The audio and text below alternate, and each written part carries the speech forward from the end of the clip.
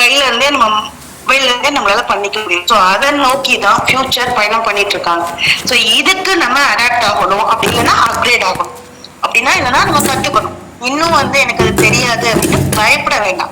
எல்லாமே நம்ம எப்படி ஒரு மெசேஜ் பண்றோமோ, ஒருத்தருக்கு எப்படி நம்ம கால் பண்றோமோ, இப்ப எப்படி நம்ம டெலிகிராம் அட்டன் பண்ணிட்டு இருக்கோமோ, அதே போலதான் பேங்கிங்கையும் நம்ம மொபைல்ல வச்சு ஈஸியா அக்சஸ் பண்ண முடியும்.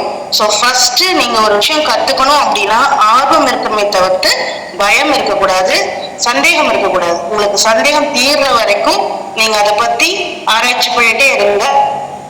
கண்டிப்பா உங்களுக்கு அதுக்கான விடைகள் உங்களுக்கே கிடைக்கும். ஓகேவா? இப்போ என்னன்னா, இந்த பேங்க் இதோட அப்ளிகேஷன் நம்ம எப்படி ஜிபே எடுத்து நம்ம ரெஜிஸ்டர்ட் மொபைல் நம்பர் வச்சு நம்ம யூஸ் பண்ணிட்டு இருக்கோமோ, அதே போல ஒவ்வொரு பேங்க்கும் இப்ப அப்ளிகேஷன் கொண்டு வந்துட்டாங்க.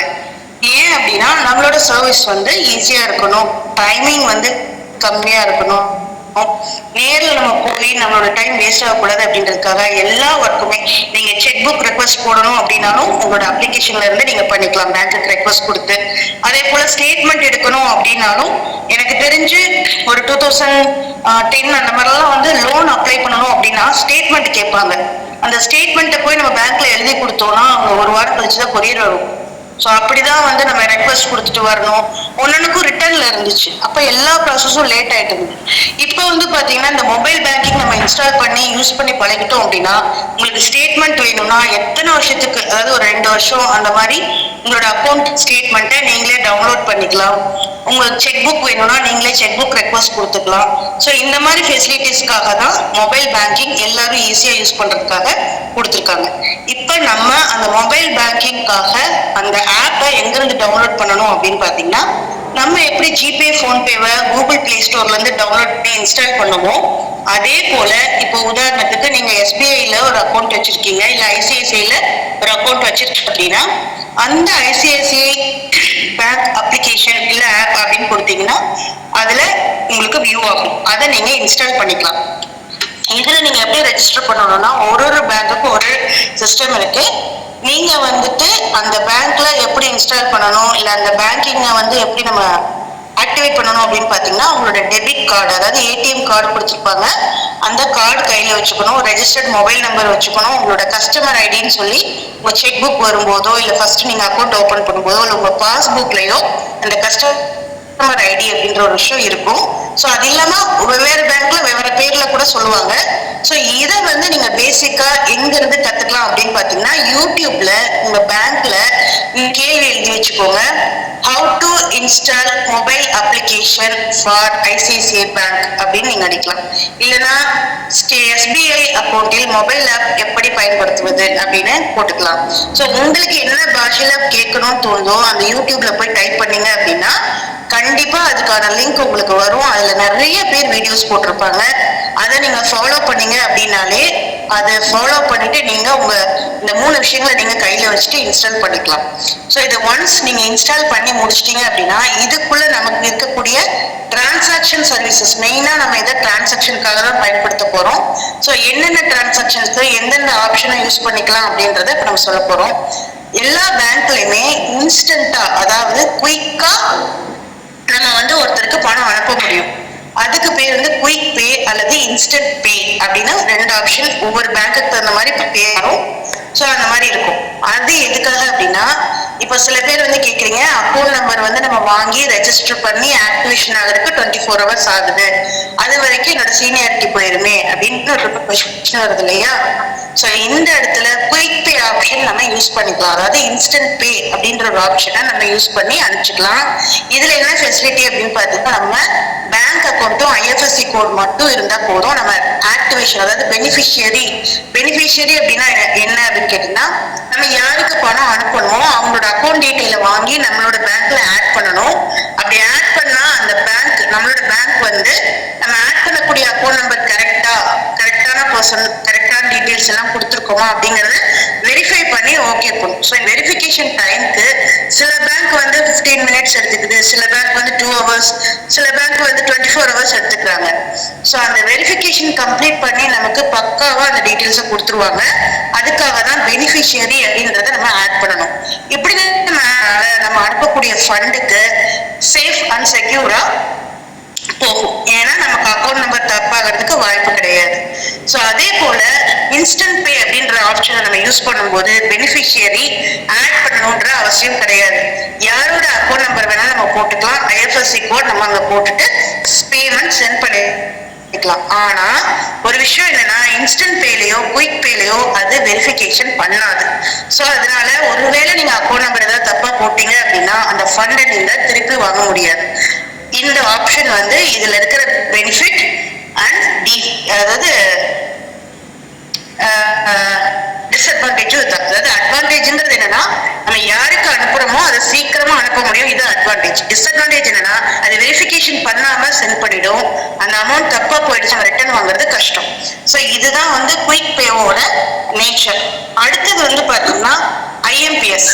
இந்த ஐஎம்பிஎஸ்ங்கிறதும் அப்படிதான். சில பேங்க்ல வந்து பெனிஃபிஷியரி ஆட் பண்ணாமலே வந்து அதை அனுப்பிச்சிடும், சில பேங்க்ல பெனிஃபிஷியரி ஆட் பண்ணிட்டு அனுப்ப சொல்லும். ஸோ இது வந்து நீங்க யூஸ் பண்ற பேங்கை பொறுத்து இருக்கு. அதனால அந்த பேங்கை பத்தின டீட்டெயில்ஸ் எல்லாமே நீங்க உங்க பேங்கோட அப்ளிகேஷன் இன்ஸ்டால் பண்ணும்போது அதுல நீங்க ரிலேட்டட் வீடியோஸ் பார்த்தீங்கன்னா உங்களுக்கு புரிஞ்சிடும். இந்த ஐஎம்பிஎஸ் நீங்க அனுப்பும்போது உடனடியா ஒருத்தருக்கு பணம் ரிசீவ் பண்ணிடுவாங்க.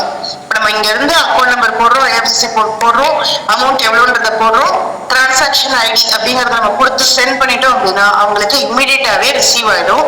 அதனாலதான் ஐஎம்பிஎஸ் அப்படின்னு நம்ம சொல்றோம். அடுத்தது வந்து பாத்தீங்கன்னா ஆர்டிஜிஎஸ். இந்த ஆர்டிஜிஎஸ் அப்படிங்கிறது டைமிங் 30 மினிட்ஸ்ல ஆப்போசிட் பார்ட்டிக்கு ரிசீவ் ஆயிடும். இதுக்கு வந்து சில பேங்க்ல 2 lakhs லிமிட் வச்சிருக்காங்க, சில பேங்க்ல 5 lakhs வச்சிருக்காங்க, சில பேங்க்ல 10 lakh வரைக்கும் நமக்கு லிமிட்ஸ் இருக்கு. ஸோ அதை நீங்க தெரிஞ்சுக்கணும். ஆர்டிஜிஎஸ்க்கு எவ்வளவு லிமிட் இருக்கு, இல்ல அன்லிமிட்டடா அப்படிங்கிற கேள்வியை உங்க பேங்க்ல நீங்க கேட்டு தெரிஞ்சுக்கோங்க. அதுக்கு அடுத்து வந்து பாத்தீங்கன்னா நெஃப்ட். இந்த நெஃப்ட்டுக்கு வந்து 2 hours மேக்சிமம் டைம் இருக்கு. நம்ம ஒருத்தருக்கு பணம் அனுப்பிச்சிடுவோம், அது உடனே ரெசிப்ட் கிடைச்சிடும். பட் அவங்களுக்கு ரிசீவ் ஆகுறதுக்கு 2 hours டைம் எடுத்துக்கும். அந்த 2 hours டைம் எதுக்கு அப்படின்னா 4 பேட்சஸா அது ரிலீஸ் பண்ணும். நீங்க கொடுக்கக்கூடிய டிரான்சாக்ஷனை 30 நிமிஷத்துக்கு ஒரு தடவை ரிலீஸ் பண்ணிட்டே வரும். அந்த 30 நிமிஷம் நீங்க ஃபர்ஸ்ட் 30 நிமிஷத்துல கொடுத்துருக்கீங்களா, லாஸ்ட் 30 நிமிஷத்துல கொடுத்துருக்கீங்களாங்கிறது நமக்கு தெரியாது. பட் மேக்ஸிமம் 2 hours நம்ம எடுத்துக்கணும். ஸோ இதுதான் வந்து நெஃப்டோட ப்ராசஸ். இப்போ உங்களுக்கு புரிஞ்சிருக்கும். குயிக்குங்கிறத நம்ம இமீடியட்டா அனுப்பிச்சுக்கலாம், பெனிஃபிஷியரி ஆட் பண்ணணுன்ற அவசியம் இல்லை. ஐஎம்பிஎஸ்க்கு பெனிஃபிஷியரி ஆட் பண்ணணுன்ற தேவையில்லைன்னு சில பேங்க் சொல்றாங்க, சில பேங்க் ஆட் பண்ணி தான் அனுப்பணும்னு சொல்றாங்க. பட் அது உடனடியா அமௌண்ட் போயிடும். அடுத்தது வந்து பாத்தீங்கன்னா ஆர்டிஜிஎஸ் அல்லது நெஃப்ட். ஆர்டிஜிஎஸ் பண்ணும்போது 30 நிமிஷத்துல பணம் போயிடும். இது வந்து பெனிஃபிஷியரி ஆட் பண்ணாதான் இந்த ஆர்டிஜிஎஸ் நெஃப்ட் பண்ண முடியும். அடுத்து நெஃப்ட் பண்ணும்போது 2 hours மேக்ஸிமம் டைம் அவங்களுக்கு பணம் ரிசீவ் ஆகுறதுக்கு. இவ்வளவுதான் வித்தியாசங்கள் பேசிக்கா இருக்கிறது.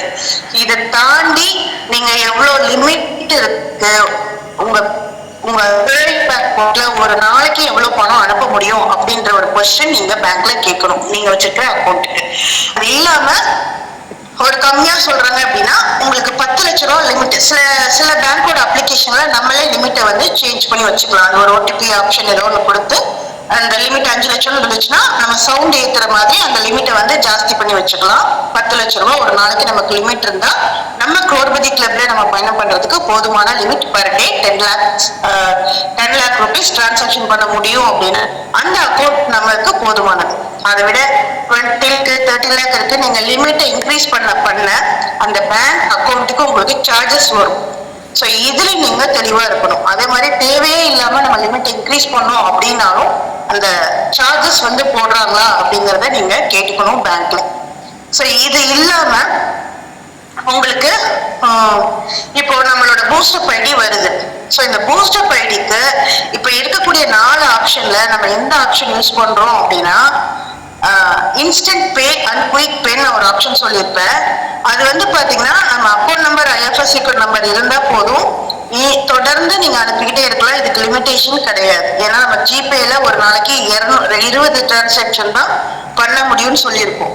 பட் இங்க நீங்க பேங்க் அப்ளிகேஷன் மூலமா அனுப்பும் போது நீங்க எத்தனை டிரான்சாக்ஷன் வேணாலும் பண்ணிக்கலாம். பட் அதுக்கு ஏதாவது சார்ஜஸ் இருக்கா, எத்தனை டிரான்சாக்ஷன் நான் இன்ஸ்டன்ட் பேல பண்ண முடியும் அப்படிங்கிற ஒரு கொஸ்டினும் உங்க பேங்க்ல நீங்க கேட்டுக்கோங்க. ஏன்னா அது நமக்கு தெரியல. ஏன்னா ஒருவேளை ஜிபேக்கு மாதிரி எவ்வளவு லிமிட்ஸ் இருக்கு, ஏன்னா லிமிட்டை தாண்டி போயிட்டீங்க அப்படின்னாலும் அதுக்கு சார்ஜஸ் வர்றதுக்கான வாய்ப்பு இருக்கு. சில பேங்க்ல மந்த்லி இவ்வளோ டிரான்சாக்ஷன் டிரான்சாக்ஷன் நீங்க பண்ணலாம்னு இருக்கும். சில பேங்க்ல ஒரு நாளைக்கு இவ்வளவு டிரான்சாக்ஷன் இருக்கும். ஸோ அது உங்க பேங்கை பொறுத்து இருக்கு.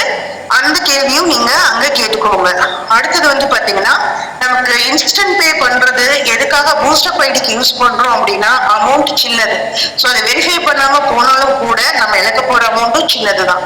ஒருவேளை நீங்க பெரிய அமௌண்ட் 1.5 லட்சம் 2.5 லட்சம் அப்டேட் பண்ணும்போது இன்ஸ்டன்ட் பேவை நீங்க யூஸ் பண்ணீங்கன்னா, ஒருவேளை பதட்டத்துல அக்கௌண்ட் நம்பர் தப்பா போச்சுன்னா அந்த ஃபண்டை நம்ம ரெக்கவர் பண்ண முடியாது. ஸோ அதுக்காக குயிக் பே அண்ட் இன்ஸ்டன்ட் பேவை ஒன்லி ஃபார் பூஸ்டர் ஐடிக்கு யூஸ் பண்ணிக்கோங்க.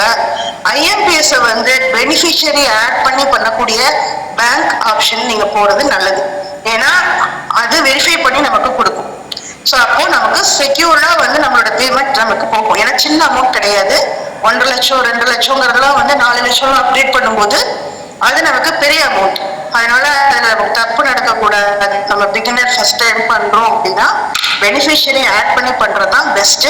ஸோ இதுக்கான சில ஏற்பாடுகள் நமக்கு கம்பெனில ஃபியூச்சர்ல செஞ்சு கொடுக்கறதுக்கான வாய்ப்பு இருக்கு. நம்ம எம்டி கிட்ட பேசியிருக்கோம். ஸோ சார் வந்து அந்த டைம்ல அது எப்படி இம்ப்ளிமெண்ட் பண்றது அப்படிங்கிற சப்போர்ட் நமக்கு பண்ணி கொடுப்பாங்க. அதனால இப்போதைக்கு அந்த 24 hours ஆகுது அப்படிங்கிற டென்ஷன் இப்போ நமக்கு வேண்டாம். அது வரும்போது ரிசீவ் ஆயிட்டு இருக்கும் போது நமக்கு எந்த வகையில உங்களால சப்போர்ட் பண்ண முடியுமோ அந்த சப்போர்ட் நமக்கு பண்ணி கொடுப்பாங்க. நம்மளோட சீனியாரிட்டி இதனால எந்த வகையிலும் பாதிக்கப்படாது அப்படிங்கறத இப்ப நான் சொல்லிக்கிறேன். அண்ட் இன்னொன்று வந்து பாத்தீங்கன்னா, இந்த கரண்ட் அக்கௌண்ட் வேணுமா சேவிங் அக்கௌண்ட் வேணுமா அப்படின்னு கேக்குறீங்க. கரண்ட் அக்கௌண்ட் வந்து உங்களுக்கு ரெகுலர் பிசினஸ் நம்ம பண்றோம், ரெகுலரா நம்ம கிட்ட ஒரு ஜிஎஸ்டி இருக்கு, டெய்லி பேசிஸ்ல ஒரு பிசினஸ் நடந்துட்டு இருக்கு அப்படின்னா நீங்க வந்து அந்த கரண்ட் அக்கௌண்ட் வச்சுக்கலாம். அதிகமான டிரான்சாக்ஷன் பண்றோம் அப்படின்னா. பட் நம்ம குரோபதி கிளப் பொறுத்த வரைக்கும் நம்மளோட லெவல் இன்கம் வரும்போதுதான் அப்கிரேட் நம்ம பண்ண போறோம். அது எல்லாமே ரிசீவிங் மட்டும்தான். ஸோ அப்போ பெரிய அமௌண்ட் மட்டும்தான் நம்ம அப்டேட் பண்றோம். சின்ன சின்னதுக்கு குயிக் பே பண்ணிக்கலாம், இல்லாட்டி ஜிபே பண்ணிக்கலாம். ஸோ அது வந்து பிரச்சனை கிடையாது. ஸோ இந்த ஒரு பர்பஸ்க்கு நமக்கு கரண்ட் அக்கௌண்ட் வேணுமா அப்படின்றது நீங்க யோசிச்சுக்கோங்க. ஏன்னா நிறைய வந்து நமக்கு டிரான்சாக்ஷனுக்கு கேப் இருக்கும். ஸோ இப்போதைக்கு நம்ம சேவிங் பேங்க் அக்கௌண்ட் யூஸ் பண்ணிக்கலாம். ஒரு சில பேங்க்ல உங்களை கூப்பிட்டு, சார் நீங்க என்ன பிசினஸ் பண்றீங்க, உங்க அக்கௌண்ட்ல நிறைய பணம் வருது, நீங்க வேணா கரண்ட் அக்கௌண்ட் மாத்திக்கோங்கன்னு உங்களுக்கு கூப்பிடுவாங்க. அவங்களே கூப்பிட்டு நாங்க இவ்வளவு ஆஃபர் கொடுக்குறோம், ஸோ நீங்க எங்க பேங்க்ல இந்த கரண்ட் அக்கௌண்ட் வச்சுக்கிட்டீங்கன்னா இன்சூரன்ஸ் போட்டு கொடுக்குறோம் அப்படின்னு சொல்லிட்டு உங்களுக்கு ஆஃபர் பண்ணுவாங்க. அந்த டைம்ல நீங்க கரண்ட் அக்கௌண்ட் ஓபன் பண்றதுக்கான வாய்ப்பை நீங்க பயன்படுத்திக்கலாம். இப்ப நம்ம போனோம்னா அவங்க நமக்கு சார்ஜஸ் போடுறது தான் பார்ப்பாங்க. ஸோ ஒன்ஸ் நீங்க வந்து உங்களோட அக்கௌண்ட்ல நிறைய பணம் வருது போகுது அப்படின்னு தெரிஞ்சா பெரும்பாலும் இந்த பெரிய ஆட்களுக்கு கொஞ்சம் ஆஃபர்ஸ் லிமிட்ஸ் இதெல்லாம் கொடுப்பாங்க. ஸோ அந்த டைம்ல உங்க பேங்கை பொறுத்து ஏதாவது ஸ்பெஷல் ஆஃபர்ஸ் போகுது, இந்த டைம்ல நீங்க எங்ககிட்ட கரண்ட் அக்கௌண்ட் ஓபன் பண்ணிக்கோங்கன்னு அவங்களே டிமாண்ட் பண்ணுவாங்க. அந்த டைம்ல நம்ம ஓபன் பண்ணிக்கிட்டா போதுமானது. ஆனா ஒண்ணு, நீங்க ரெகுலரா இன்கம் டேக்ஸ்க்கு வந்து உங்களோட பேன் கார்டு வச்சிருக்கீங்க அப்படின்னா ஒரு ஆடிட்டரை ரெடி பண்ணி வச்சுக்கோங்க. ஸோ அவங்க கிட்ட நீங்க வந்து 3rd லெவல் போனதுக்கு அப்புறம் உங்க பேங்க் ஸ்டேட்மெண்ட் 6 மாசம் கொடுங்க, 1 வருஷம் கொடுங்கன்னு கேட்டாங்கன்னா உங்க மொபைல் அப்ளிகேஷன்ல இருந்து நீங்க பேங்க் ஸ்டேட்மெண்ட் எடுத்து கொடுத்தீங்கன்னா போதும். உங்களோட பேன் கார்டு வச்சு அந்த ஆடிட்டர் ஐடி ஃபைல் பண்ணி ஒவ்வொரு வருஷமும் உங்ககிட்ட கொடுத்துருவார். ஸோ இதை மட்டும்தான் இப்போதைக்கு நம்ம பண்ண வேண்டியது. அதுக்கு சில ஆடிட்டர் 500 வாங்குறாங்க, சில ஆடிட்டர்ஸ் 3000 வரைக்கும் சார்ஜ் பண்றாங்க. அதை நீங்க பாக்குற ஆடிட்டர் பொறுத்து. ஸோ இவ்வளவுதான் விஷயம். அவர் ஏதாவது கணக்கு பார்த்து நீங்க இவ்வளவு டாக்ஸ் கட்டணும் அப்படின்னு சொன்னாங்கன்னா அதை இன்கம் டாக்ஸ் நீங்க கட்டிருங்க. அது எல்லாமே உங்களோட ஆடிட்டர் சார்ஜ் எடுத்துப்பாரு. ஸோ இப்போ நீங்க பேங்க்ல கேட்க வேண்டிய கேள்விகள் என்னன்னா, ஒரு நாளைக்கு எனக்கு குயிக் பே அண்ட் இன்ஸ்டன்ட் பேல எவ்வளவு டிரான்சாக்ஷன் லிமிட் இருக்கு அப்படி ஒரு கொஸ்டின். அதே போல ஐஎம்பிஎஸ் நான் யூஸ் பண்றேன் அப்படின்னா எனக்கு மேக்சிமம் எவ்வளவு பண்ண முடியும், என்னோட லிமிட் எவ்வளவு அப்படிங்கிற ஒரு கேள்வி கேட்கணும். அதுக்கடுத்து பெனிஃபிஷியரி ஆட் பண்ணி தான் நான் ஐஎம்பிஎஸ் பண்ண முடியுமா, இல்லை ஆட் பண்ணாமலே நான் பண்ண முடியுமா அப்படிங்கிறத கன்ஃபார்ம் பண்ணிக்கோங்க. ஒரு நாளைக்கு 10 லட்சம் ரூபாய் லிமிட் இருக்கான்னு பாத்துக்கோங்க. லிமிட்டை தேவையில்லாம அதிகப்படுத்தாதீங்க, சார்ஜஸ் தேவையில்லாம போகும். ஸோ அதே போல அவங்களா டிமாண்ட் பண்ற வரைக்கும் கரண்ட் அக்கௌண்ட் கேட்டு நீங்க பேங்க்குக்கு போனீங்கன்னா உங்களுக்கு சார்ஜஸ் அதிகமா வர்றதுக்கான வாய்ப்புகள் இருக்கு. ஸோ இது வரைக்கும் வேற ஏதாவது சந்தேகங்கள் இருக்கா அப்படின்னா நீங்க கேள்வி